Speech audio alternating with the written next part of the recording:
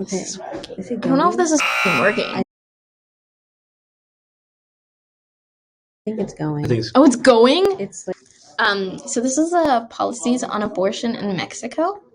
So when it's legal, it's legal in instances where the pregnancy is conceived from rape, where the mother's life is at risk, and where the fetus has severe abnormalities. And local governments have lifted restrictions on abortion. So in Sinaloa, I'm not sure if I'm pronouncing that right, but termination is allowed up to 13 weeks, and in all of these, it is allowed up to 12 weeks. So I want to run down a brief timeline of the policies in Mexico.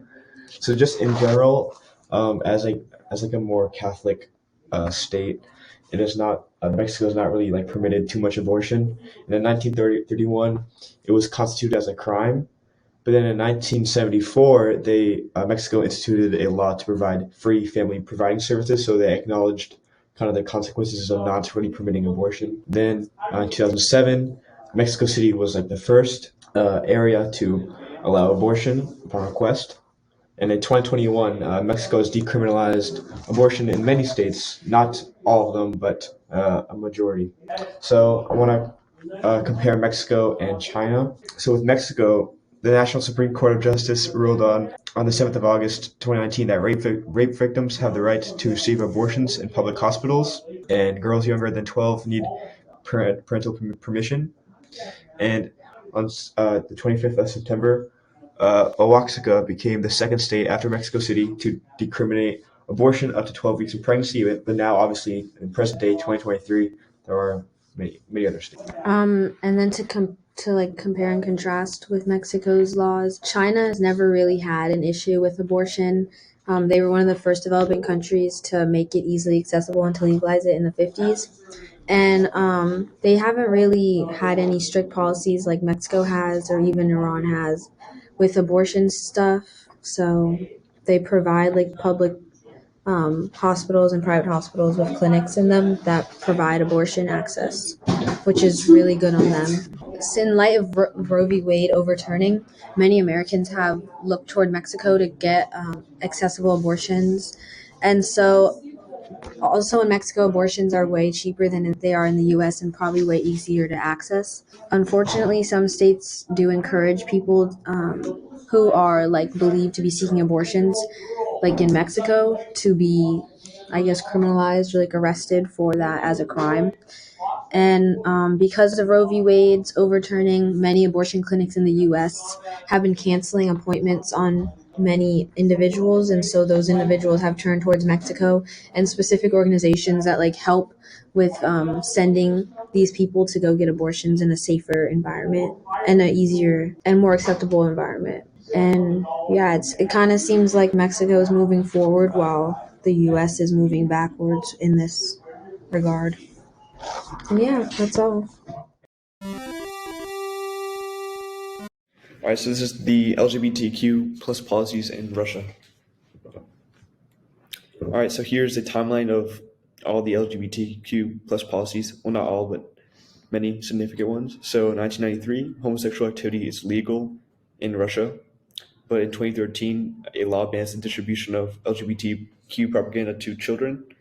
And in 2018 is a step in the right direction, I guess. The medical commission allows gender change without the need for surgery. But in 2020, same-sex marriage is outlawed, and in 2022, there's fines for any sort of LGBTQ propaganda at any time. It doesn't have to be towards children. The current issue started in December 2022 when Putin signed a law expanding restriction on LGBTQ propaganda, and this expanded upon his previous law that banned the demonstration of LGBT behavior to children. All right, so here's the issue continued. So I guess if you're caught spreading LGBTQ propaganda, then you get fines imposed upon you. So individuals get 4,000 to 5,000 ruble fines, which is $100 to $120, but non-governmental organizations get substantially higher fines of 800,000 to 1 million rubles. That's fine. All right, and difference in policies for Russia versus Iran. Iran, sexual activity by same sex is punishable up to death, and Russia, homosexual activity is legal. And in Iran, there's no protection for the LGBTQ plus community from discrimination in employment. And in Russia, individuals can receive a certificate for gender change without the need for surgery. But in Iran, the right to legal gender change can only be submitted if there's surgery. And then in Russia, there's a ban on adoption of children by same-sex couples, and in Iran, blood donations are illegal, and in Russia, blood donations are legal.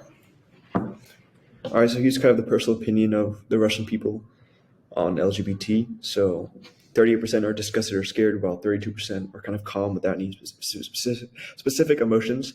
So the population is kind of split, and this kind of shows how Russian society generally is not very friendly towards the LGBT. Are to 1, create restrictions on non-traditional sexual relationships, 2, to protect minors from LGBT propaganda, and 3, to distance Russian society from the West. All right, so here's the effectiveness of the LGBTQ propaganda bill. So in 2022, when it was banned by Russia, Russian athletes had to refuse to wear pride-themed jerseys in the NHL. So the Minnesota Wild, New York Rangers, and now the Chicago Blackhawks have all stopped wearing pride jerseys because of the boycotts from Russian athletes. And this basically shows how the law affects athletes abroad. So they're very scared of, since if they were to return to Russia, they would face consequences and fines. So this kind of shows how it affects them even when they're not in their home country. We're going to be talking about the Gaokao exams in China. So this is the goal of the Gaokao exams. China puts this exam into place to increase education. The sole criteria is basically you need to do it to get accepted into university. It's basically a fair way in the college admissions process in China, no matter where the student comes from. The exam includes Chinese, math, literature, foreign language, and some cases of history or politics. So how effective is this exam? It is considered the toughest exam in the world, and if a student does not match with any colleges due to their score, they will not be admitted into school for the next year. There is no age deadline for this exam, so let's say you don't get the colleges you want or you don't get any colleges, you can continue next year. The pass rates are less than 0.25%. Passing or failing determines an individual's university rank and basically their entire life. So how effective really is it? It is very effective because students who score high are able to go to these top tier universities and continue to keep the education rate high. Like in China, I think the education rate is like 99.something%. All right, so how the scoring works, you have to gain access to mid or top tier universities. You should achieve a score of 500 points or more. Scores of 330 to 375 are good enough to access mid-tier universities in China. So current events. This past June 2022, students began their exam. It's already a stressful exam enough, and with addition of COVID. Due to China's zero COVID policy, many schools completely sealed off their students weeks before the exam to ensure there would be no outbreak. Schools have been doing everything they can to ensure the exam is not a super spreader. Many Gaokao takers have had their 3 years of high school study repeatedly disrupted by pandemic lockdowns and periods of remote learning. Parents are nervous about the readiness of their children. All right, so comparison to the Gaokao exam is Russia's unified state exam. Russia's unified state exam is a university entrance exam that must be taken by all the Russians that go to college.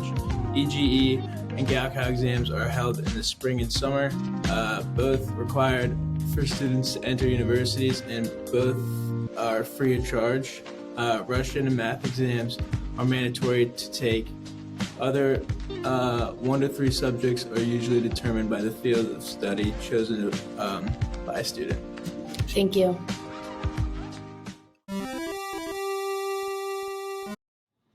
Hello, I'm Ella Rosoff, My name is Charlie Mann. and we will be talking about sports academies in Russia and China. So you may be wondering, what are the purpose of these sports schools? The USSR system of sports schools was founded in the 1930s, and after the USSR joined the International Olympic Committee in 1951, the number of sports schools grew to help prepare young athletes for the Olympics. So when China set up their sports school program, they based it off of the Soviets. Almost 500,000 Chinese children are enrolled in sports academies.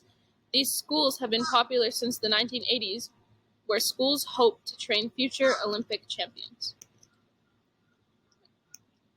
So in China, the sports academies have actually been extremely successful. 95% of the country's Olympians are produced by these Chinese like academies and stuff, and that is because of like incredibly like grueling training, and like they also go through a ton of different stuff. But like the numbers on this are crazy because only about 1 in 8 of sports school students make it to a provincial team. Of these, like a third of them will make it to the national team, and about a fifth of them will become Olympians in training, and then only 1 of 8 of those will make it to the actual cut of the Olympics. So, like for 900 people, like that means 899 people will not make it. So, to prepare for the Beijing Olympics, more than 30,000 athletes were training, 5 times more than the number who will actually compete. And you can see right here that the results were pretty effective there. All right, so a current-ish event that relates to sports academies in China specifically, many sports schools have been closing because many Chinese parents have become less willing to send their children to sports academies due to their intense training methods and lesser focus on education, resulting in the closure of various sports schools. This even teetered on abuse allegations, and parents are starting to realize that the trade-off isn't worth it. So Beijing responded to these concerns in 2010 by issuing a policy that requires sports academies to improve teaching standards. So in comparison to Nigeria, Russia and China are much better because they are funded by the government, whereas Nigeria, there's less of them and they're not as effective because they're not government funded. And companies like FC Barcelona and Pepsi both have like soccer schools down in Nigeria. So yeah, you could still go to a sports school in a country like Nigeria. It's just not as government funded and supported. And there's not as many. So today we're going to be talking about Nigeria's white elephant projects. What are white elephant projects? This is when a project's costs are very high and expensive to run and are usually not used by the public. The return on investment is usually insignificant, and there are many white elephant projects around the world, such as the Empire State Building, which was thought to be a white elephant project until it started making profit in the 1950s. The goal of Nigeria's White Elephant Project is to expand infrastructure, including roads and bridges, along with airports, since Nigeria has such a rapid growing population and they want to make sure there are resources for all of its citizens. Some leaders usually embark on these tasks to just impress the public and try to earn political points. If these projects are funded privately and not by the government, there are assumptions around corruption. Yeah, for example, a lot of politicians will say they're going to build something like transportation, like airports or monorails, just to get elected, and they'll pour billions of dollars into it, and they either won't end up working or they just won't ever get built. Billions of naira are being spent on these white elephant projects. Large amount of money loaned has still not been paid because a lot of these don't end up getting built, or if they do end up getting built, they're not super used, so they don't have that return on investment that they are expected to have. If they're completed, they're usually underutilized and just aren't very effective at doing what they're supposed to do. Around 26 projects in Abuja have cost hundreds of billions of naira, which comes from taxpayer money. The Kaduna Inland Dry Port is a specific example of a white elephant project in Nigeria. You can see it's located right around here in the state of Kaduna, which is in northern Nigeria. And the closest seaport is 520 miles away. It was built under Buhari's administration, and it cost 1.6 billion naira to build. And it was sitting there for 3 years until they started using it. So this is the 2023 federal budget. As you can see, they are expecting to spend around $20.5 trillion, which is a lot of money, on things like aviation, water, transportation, power, and housing. A lot of this money will go into projects that won't end up getting utilized in the way they should. Some other white elephant projects in countries such as China and Russia. China has projects that have been turned into white elephant projects.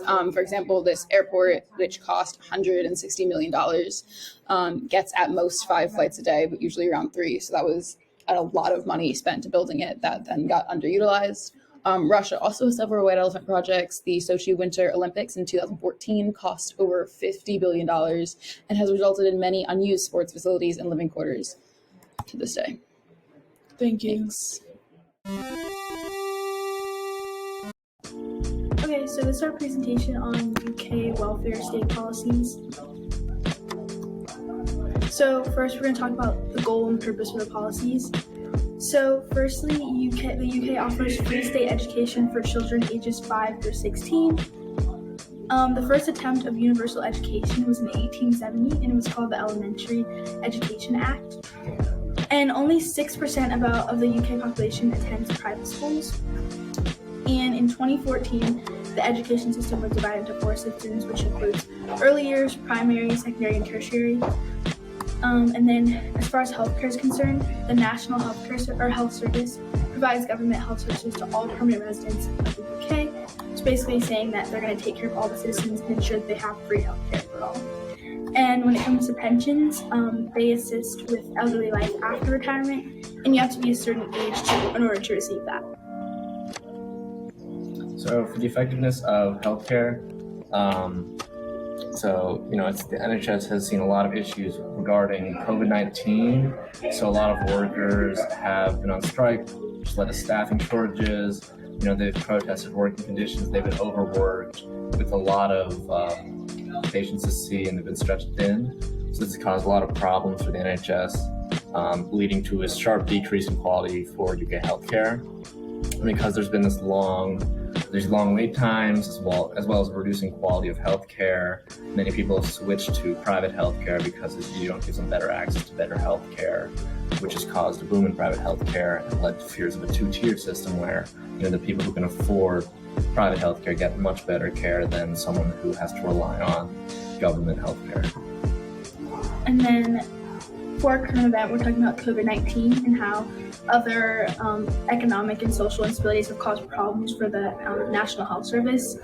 And people are worried that the NHS will fall apart due to the pressure of these challenges, and it's decreasing in efficiency and quality. And then this graph basically just shows that the wait times, people who have gotten a wait time greater than 4 hours from attendance, and now it's at roughly 50%, which is kind of crazy to think about, that half of all people trying to get healthcare have to wait more than 4 hours to get healthcare under the National Health Service. So although they do have healthcare, you still have to wait, or free healthcare, you still have to wait a very long time. And there are a lot of inefficiencies.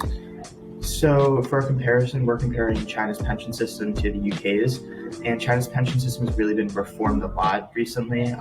People weren't satisfied with it, before around 2015 or so, when they went ahead and reformed it. But those who do qualify receive a lot, a much smaller amount of money than those people in the UK. So around $2,000 a month is what the people in the UK receive, and then around $600 what the people in China receive. And the Chinese system is multi-layered with a lot of different types of plans, which were created to accommodate as many people in the PRC as possible. But the UK system itself is much more clear and more streamlined, because you only receive it if you're over a certain age, as opposed to in China you'd receive it if you're if you don't have this type of job or this type of job. But Additionally, in the UK, another thing is that you need 10 years on UK national insurance in order to receive pension, instead of those other specific requirements we were talking about earlier. But yeah, That's thank it. you. Thank you. Thank you.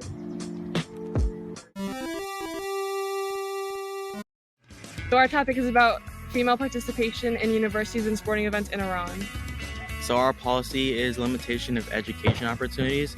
So in August of 2012, women were prevented from pursuing 77 different majors and going to 36 universities. Some of the majors they were prevented from pursuing were education, advising, counseling, historical restoration, chemistry, and engineering. The goal of the government for limiting the education policies is to keep women as second-class citizens and to deal with, in their view, with the threat of female education affecting traditional Islamic views. So the Supreme Leader, he doesn't disagree with the discrimination. He thinks that it's actually justice because he wants to find studies that are quote unquote suitable for women. So that does not include majors like STEM and business, because again, the goal of this policy is to make women second-class citizens and to make sure that they stay home and are not creating their own job opportunities, rather respecting their men in their lives and not pursuing this kind of stuff. So he completely agrees with this. So female education in Iran, as you can see, there's been a steady increase even throughout the Islamic Revolution. In the first graphic on the left, you see that the literacy rate has actually increased even through the revolution, even though they were banned from education during the revolution. On the right, you can see tertiary school enrollment, so that's college, post-secondary. There are really no statistics when the Islamic Revolution was happening, but even with the span after 2012, you can see that there's been a steady increase in school enrollment. So the effectiveness of this policy, it's not as effective as it is supposed to be, because women are still enrolling in college, so it's not that effective. So for women in sports, they have to wear hijabs, and this is non-negotiable. Many women that have foregone this have ended up missing or dead, and certain sports that are showing more skin, such as gymnastics, swimming, and water polo, are prohibited because they don't follow the Islamic dress code. Yeah, and so our current event is regarding Elnaz Rikabi. Excuse our pronunciation. She's an Iranian climber, and as you can see on the bottom right, she competed on October 16th without wearing a hijab. 2 days later in Seoul, Korea, she was reported missing, but luckily she was found a couple days later, and she was forced to apologize on Instagram, saying that she didn't mean to cause any worry, but her headscarf fell accidentally. But that's just all allegedly. There's no actual there's no one saying that actually happened.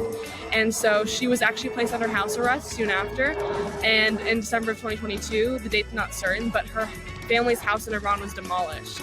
So this is what happens when you retaliate against not wearing the hijab. Okay, in Iran, the government does not guarantee women's education as a right, and they ban mixed education with females and males, and that's contrasting Nigeria. Do you want to talk about Nigeria? Yes, and then in Nigeria you have UBE, and that is the commission that helps provide greater education for everyone, including women, and that's a different contrast to Iran. Yeah, and they also have the Malala Fund, which works in Nigeria to ensure that women are also getting access to education and not dealing with issues like teen pregnancy or poverty. So there's a strict contrast between Nigeria and Iran, where in Nigeria they're actually encouraging women to pursue education, but in Iran they are not, because again, it's not guaranteed as a right.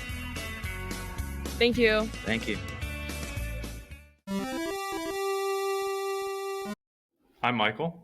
I'm Jackson. I'm John. We're talking about girls' education in Nigeria and the social policies that affect. So first we have some current problems, like what causes a disparity within girls' education in Nigeria? Well, there's a lot of people out of school, a lot of children, around 10.5 million children. And this is actually the highest number in the world of children who should be in primary school, who are not. 60% of these people are girls. And a big reason for this could be gender inequality, for example, because of child marriage or sexual violence, and a lot of patriarchal and traditional values in Nigerian society. And because there are so little resources, most of these are allocated to men. Also, Boko Haram has a profound impact on girls' education. For example, in the Chibok kidnapping, where 276 girls were kidnapped, and there are still hundreds that are missing. Okay, so recently, Nigeria has taken a few initiatives to increase girls' participation in education with help from the Nigerian federal government, the UK government, and the UNICEF. A few examples of these would just be various girls' education programs. They've recently added 1.5 million additional girls in Nigerian education programs. 67,000 new primary school teachers have contributed to an attendance rate of girls going from 43% attendance to 70%, which is very good. And kind of like Michael said, with traditional, societal values, promoting coexistence within Islam through non-formal Quranic schools has greatly increased girls' participation in Nigerian schools. One specific example of a program the Nigerian government has used to get girls in school is School on Air, which was originally a radio station founded by Nigerian citizens, which essentially broadcasted school and education to girls and boys all over the country, or just over radio. And the Nigerian government liked this idea and they adopted it, and they now have made it a government organization and funding it, within the government. Yes. And the country we have compared to is China.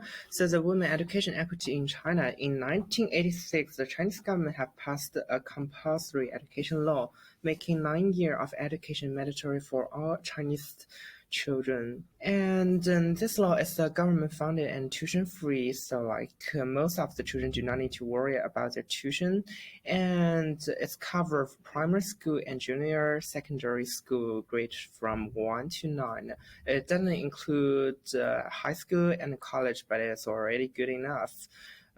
This law doesn't include gender inside of it. However, it actually help all gender, no matter it's a boy or girl, they'll have a chance to get enough educations. And this is part of China do better than Nigeria, and they gain more people like this idea and more much. These are our sources. Thank you for listening. Okay, so the hukou system is, I'm the Mingzi, he is Safi. I'm Safi. It's hukou, and it's just a household registration system. And the different hukou, and it means different social welfare system. This means if you are in province A, you cannot enjoy the social welfare system in B, and you cannot attend school or buy a house other than your province. And it's carried by over generation to generation. It can be described as a population control policy. The purpose of the system is to keep the rural workers from flooding the cities and disrupting the social order. Unfortunately, the system has caused many different divides. For example, the rural hukou holders are viewed as lesser by urban holders. Holders are paid much more hukou holders, and urban employment is determined by hukou. And next one, the effectiveness of hukou system, and it's pretty easy to see. Before hukou system, we roughly have 500 million people, and now we have 1.4 billion people. But the problem within the hukou system is the inequality. Normally, we think the hukou resident in city is better than hukou in the village, and they are normally inferior based on our social welfare. And current events and its reforms, normally Shanghai is revealed a new policy that they do accept more and more graduates from famous college to attend Shanghai hukou. And Hainan, they decide to merging the rural and urban hukou.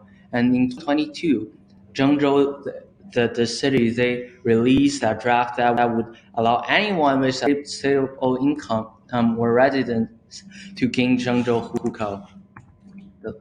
The last comparison to UK, both China and UK, they have their housing registration system, but the difference is China used this location to limit population migration to control the population, but UK used this location just for statistics, and their residency, they use it to determines where citizens can vote and where they pay taxes, and there is a huge difference, and that is all. Thank you, guys. Thank you for listening. So our presentation is about So for some background on the point of them is for political equality between women and men, and it's guaranteed with the assignment of 50% women and 50% men in candidates for positions of popular election and in appointments to positions by designation. So the purpose of these quota policies is to promote equality and close the large gender gaps in Mexico that have existed for centuries. Gender stereotypes are often openly taught in textbooks and in the media. This is an issue they are working on eliminating because children are being brought up with these gender stereotypes, and it's just continuing a cycle of inequality in Mexico. The Niña STEM Pueden program is aimed at stimulating the curiosity and passion of Mexican girls for STEM subjects through educational opportunities outside the classroom so they can combat inequality in the classroom so women can be more informed of what the STEM fields have to offer. Mexico is having like a targeted effort to increase equality for both genders. Yes. So now for the effectiveness of these quotas. Women are more likely to engage in government due to these quotas, while men's engagement has been unaffected. So that's just a fancy way of saying that it's been helping women be more involved, but it hasn't hurt the men at all because they still get a fair amount of representation as well. And since women are 50% of decision-making positions, such as the Senate, Chamber of Deputies, decisions can be made with a woman's point of view in mind so that there's more representation for women. And these quotas increase opportunities for women and provide balance, which ultimately prevents a male-dominated society. So, a current event that relates to Mexico's gender quotas is the election of Mariana del Pilar Avila. She's the new governor of Baja California. She's their first pregnant governor, and in an interview, she acknowledged that Mexico's gender quotas helped get her into office, and she said in the interview that without them, parties would have never run candidates that are women, and she was part of a historic election because half the Congress is now female. And she was first a legislator, and then she became a mayor, and then now she's the governor. And without Mexico's gender quotas, this would have never happened. And this is just a quantitative example of the impact of Mexico's gender quotas. So in one of the images, you can see how the women in the Mexican Chamber of Deputies, you can see that percentage has steadily increased. And that is obviously due to Mexico's gender quotas. And then you can also see the gender inequality. You can compare the two in Mexico, Canada, and the United States. And a similarity between another country is gender inequality in Nigeria. So women in Nigeria have significant barriers to education, and 60% of them are out of school. And many schools have closed because of the pandemic, and Boko Haram is also keeping girls out of school, and programs have been implemented to keep girls in school. So there's Girls Education Project which was run from 2014 to 2016, and then there are UNICEF grants which help when both these projects just help keep girls in school and increase the amount of educated girls in Nigeria. So that's it.